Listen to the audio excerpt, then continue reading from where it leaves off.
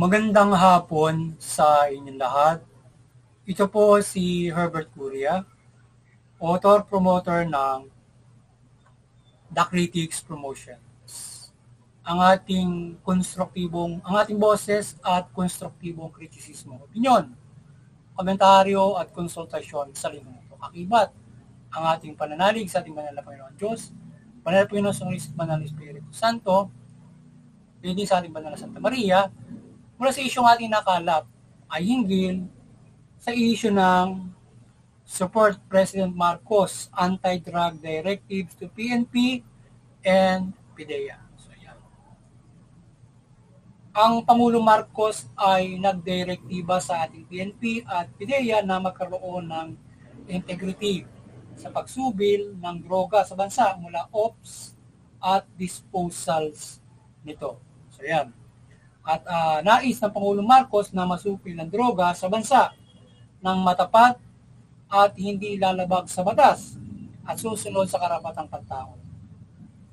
May rally ng batas at makatao na pagsupil sa droga mula mga operasyon nito at bantayang mabuti at ang ating komunidad at nang hindi kumalat pa ito sa ating bansa. So, yan. So, ito yung directives at ng ating Pangulong Marcos sa PNP-PDEA na in particular sa issue ng drugs o illegal drugs ay ang kanyang directive dito ay magkaroon ng integrity. So yan, sa pagsupil nito, accountable yan, sa transparent at maging matapat. At syempre, wag lumagin yung batas, wag umabuso, sundin yung karapatang pantao in acting drug criminals o suppressing illegal drugs sa ating bansa na maging sundin yung directive ng ating Pangulong Marcos. So maraming drug bust ang naisagawa ng ating PNP at PDEA at mga nasasabat na droga sa bansa. Ang mga hakbangin at tagumpay na ito ay malaking bawas at pigil sa pagkalat ng droga sa bansa. So, yun. So, sa mga naiitala ng ating PNP doon sa patuloy na kampanya ng ating anti-drugs o illegal drugs ay so nakakaroon ng malaking pagsupil paghuli sa sa illegal drugs. So, malaking bawas yan na nasusupil na lalansang yung ibang mga sindikato o nahuhuli yung mga drug suspects yan na lumalabag sa batas sa pamamagitan nito ng mga pag-involve sa illegal drugs. So ngayon ay ang mahalaga nito ay naiiwasan na yung paglabag sa karapatan na may nababalita tayo yung mga pinapatay ng pulis because ng laban di umano sa pagsupil sa kanila ng droga. So bihira na halos wala na tayong mabalitaan na ganyan na lumalabas sa ating media na mayroong mga drug involved na kanilang naengkwentro, lumaban sa pulis habang inuhuli sa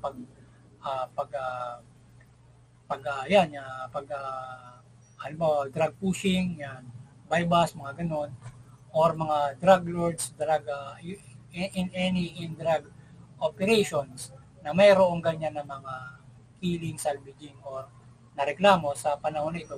So, mangilan-ngilan yung mga reklamo na lumalabas na mga mayroong mga abuses pa after drugs. So, ngayon ay ang ating PNP, particular na with PDEA, so, sumunod sa direktiba ng ating Pangulong Marcos, na huwag kalimutan yung human rights-based policy o pagprotekta ng karapatang pantao o pagtubad nito sa policy para hindi maaabuso kung sino man yung drug suspect o drug ops o anti-drug ops or anti-drug campaign ng ating pamahalaan o drug suppression para hindi nauwi o nagkakaroon ng mga reklamo na pang-aabuso ng ating pulis o maaaring PDEA in drug issue. O yan, pag after ng drugs, paghuli ng droga.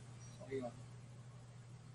So ngayon yung ating The Critics Promotions at People's Anti-Crime Promotion, yung ating anti-criminality promotion na kung saan ay itong ating ibinabag ating The Critics Promotion ngayon ay hinango natin sa ating The Critics Promotion yung issue nating ini-criticize ngayon regarding dito sa ating ating binibigyan ng opinion, kritisismo at konsultasyon dito sa ating The Critics Promotions na ating hinango doon sa anti-criminality, hindi sa issue ng anti-drug campaign ng ating pamahalaan at directive ng ating Pangulo Marcos. Yan. So, ito yung ating opinion konsultasyon. Ang critical mo yan ay maring sumusuporta sa mabuting pamahala, patas ng sikat karapatang bansa. Kasi issue ito ng directive ng ating Pangulo sa mga pulis at PIDEA ay ating sinusuporta ng ating Pangulo Marcos. At ang ating hanay na PNP at PIDEA ay talimain ang kanyang pamamahala upang malutas at masupil ang droga ng may integrity at nasunod sa batas at human rights. At syempre, pairalin nila patuloy yung human rights-based policing sa kanilang trabaho sa ating enforcement na palaging sundin yung karapatang pantao sa inyong hakbangin, sa inyong police enforcement. At syempre, yung karagdagang mga nais na mga namumuno na kagaya ng ating mga Pangulo na ito ay DILG o iba pa na yung ating human rights ay huwag kalilimutan na ating sundin. Yan.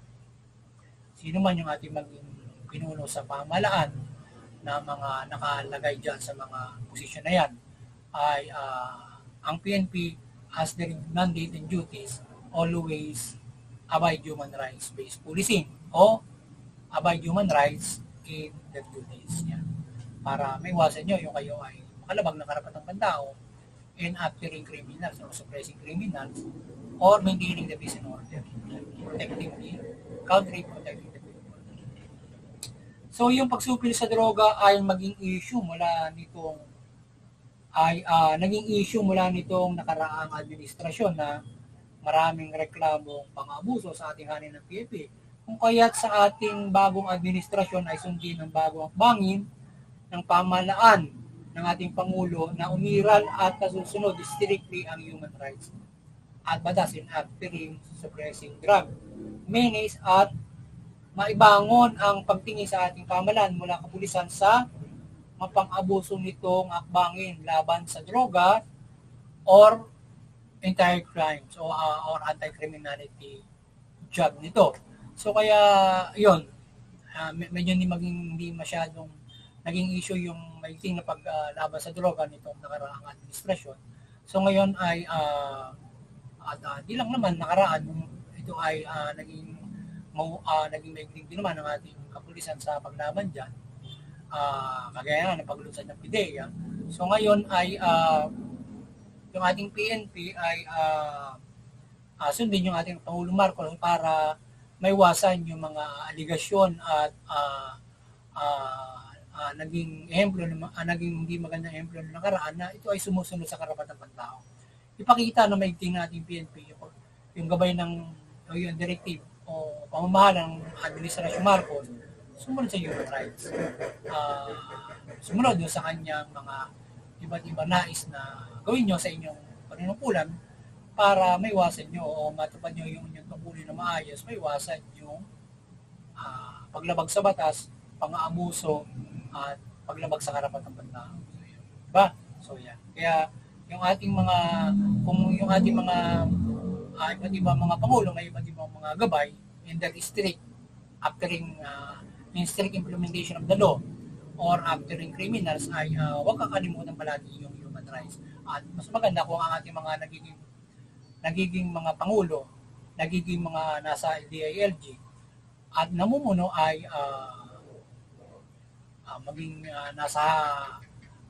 sila ay nagpapatupad ng human rights at hindi nakalilimutan yan.